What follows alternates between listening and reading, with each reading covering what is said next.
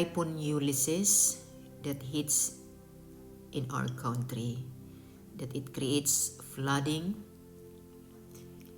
and we are asking for your prayer, comfort to the people, to those people who are affected in the Philippines. Father God, I pray in the name of Jesus, protect your people, Lord. Spare our country, O God. Have mercy, Lord. Give ear to our prayer. Give ear to our cry, O God. Comfort them. Pour out your spirit upon their lives. Save your people, Lord. Have mercy, O God. Have mercy.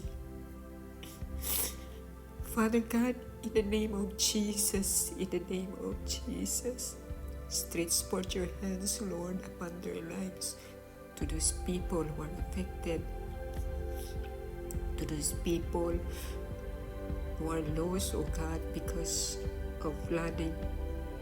Spare our country, Lord, because it is too much.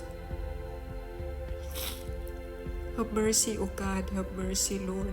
Be compassionate to our country, for you are a compassionate God, abounding in love and merciful God.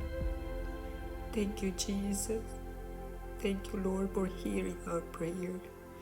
In Jesus' name we pray. Amen and amen.